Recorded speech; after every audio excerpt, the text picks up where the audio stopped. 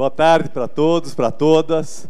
Queria agradecer o ODED, toda a organização do evento, o convite para estar aqui conversando com você, cumprimentar todos os companheiros aqui da mesa, na mesa que não é mesa, né, que é um...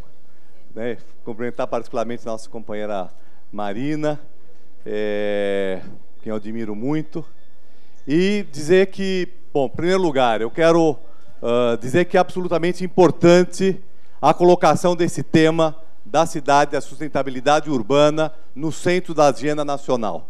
Né? E acho que todo o movimento que está sendo feito, o programa Cidades Sustentáveis, todo o trabalho que tem sido feito de mobilização da sociedade em torno desse aspecto, desta questão, tem uma enorme importância no Brasil de hoje, que é um Brasil onde 85% da população vive nas cidades e aonde nós temos péssimas condições de vida e um impacto ambiental muito forte, muito violento.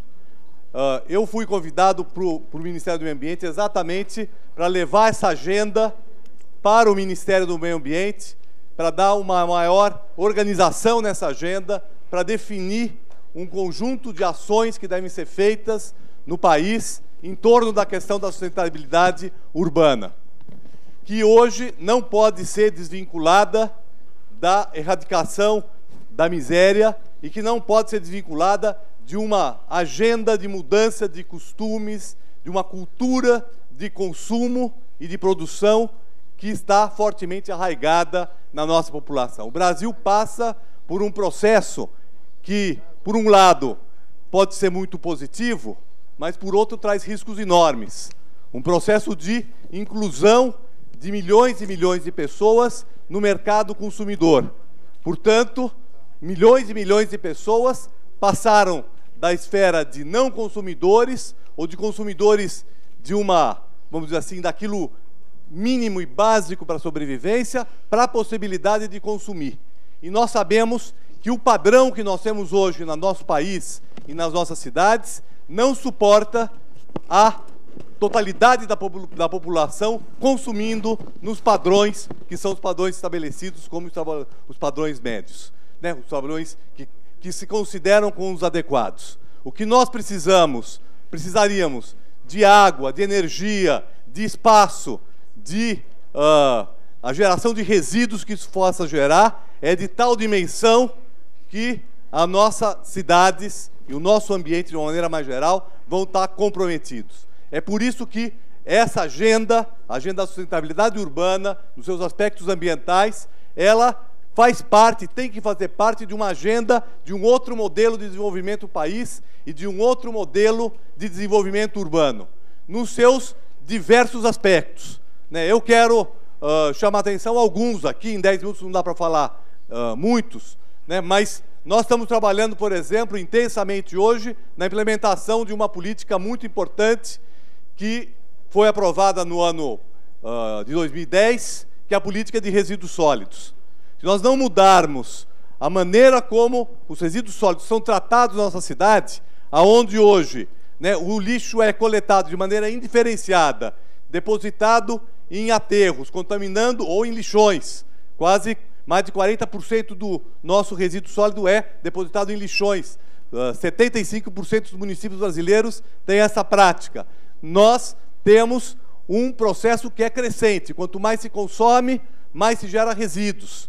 E, dentro do padrão de produção e de consumo que nós temos hoje, nós não vamos ter, como já não estamos tendo, onde depositar esses resíduos. E aí vão começar, e já estão começando a aparecer no nosso país, de maneira generalizada, soluções como incineração, que exclui a coleta seletiva, que exclui a inclusão social dos catadores, que é um dos aspectos mais importantes que está consagrado nessa política e nessa lei, e que, além de ter impactos ambientais, levam a comprometer as finanças das prefeituras para o resto da vida, com enormes dispêndios com resíduos. Enquanto que resíduos, primeiro, é possível se produzir menos, é possível não se gerar, desde que se alterem hábitos, costumes e uma cultura que existe, e evidentemente uma cultura que está profundamente articulada com a visão capitalista da nossa sociedade. Portanto, eu estou citando esse exemplo, mas temos outros. A questão da mobilidade. se nós não mudarmos nosso padrão de mobilidade, com o acesso crescente que se tem aos carros, né, e essa é uma tendência, os carros ficam mais baratos, as pessoas têm mais renda, e, portanto, né, aquilo que no passado podia significar uma limitação, que era a falta de capacidade econômica, falta de crédito, falta de financiamento, superando esse problema, nós vamos ter nossas cidades inundadas, como já estão inundadas, numa, né, crise de mobilidade enorme. E isso precisa ser alterado. Claro que isso implica, né, tanto no caso dos resíduos, como no caso da mobilidade, como em outros exemplos que nós poderíamos citar aqui, implica em política pública, evidentemente, políticas de transporte coletivo, de apoio a outras formas alternativas de mobilidade, como a bicicleta, como recuperar o hábito de andar a pé, como a necessidade de garantir segurança, porque sem segurança as pessoas não se sentem tranquilas para poder utilizar os meios coletivos, mas, evidentemente, ela também significa uma mudança de comportamento, de hábito e, portanto, de mentalidade. Nós estamos aqui no Fórum Social Mundial, um outro mundo é possível. Evidentemente, para um novo mundo ser possível, na questão urbana, nós precisamos de outras políticas públicas e nós precisamos também, evidentemente, de mudanças de postura e de comportamento.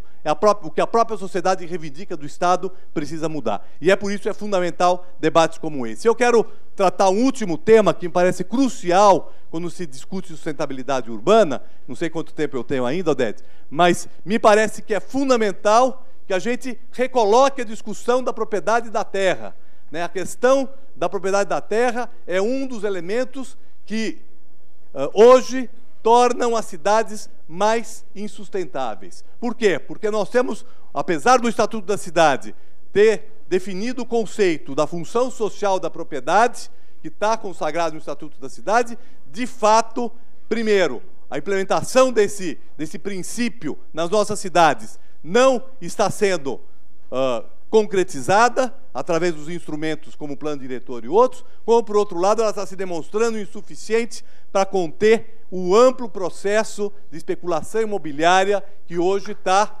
difundido nas nossas cidades. E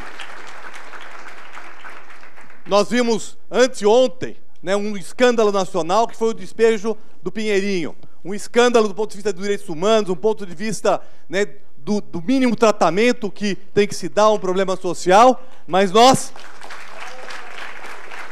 também vemos que é consequência dessa falta de política fundiária no país. A política fundiária do país, ela hoje não conseguiu dar o salto que se esperava dar com o Estatuto da Cidade, né?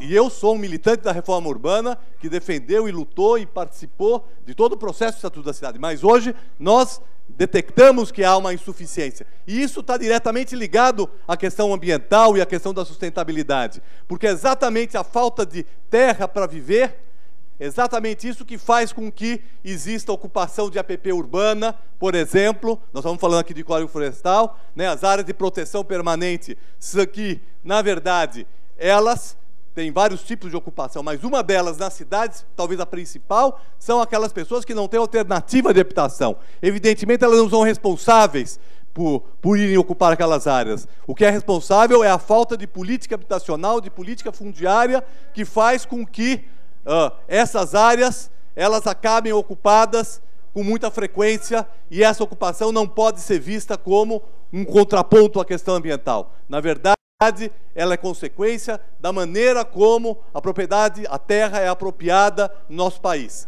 Eu quero destacar também que quando a gente pensa várias outras políticas relacionadas à questão da sustentabilidade, como a questão de área verde, a questão de cobertura vegetal, a questão até mesmo na questão de resíduos sólidos. Quando a gente fala em coleta seletiva, nós vamos ter terreno para fazer triagem, para fazer ponto de entrega voluntária. E aí, o que os prefeitos dizem, eu não tenho terreno, não tenho lugar para poder fazer aquilo que é necessário para implementar uma política de coleta seletiva e de tratamento adequado de resíduos. Portanto, essa questão da terra, quando se fala de cidade sustentável, é uma pauta, é uma agenda fundamental para ser tratada. Existem outros temas, outras questões, mas eu quero fechar dizendo o seguinte: em primeiro lugar, nós precisamos colocar essa agenda da sustentabilidade urbana no âmbito das políticas ambientais, dar protagonismo para elas. Isso é uma questão fundamental. Segundo lugar, nós precisamos fazer com que o conjunto da administração pública, nos 3 níveis de governo, respondam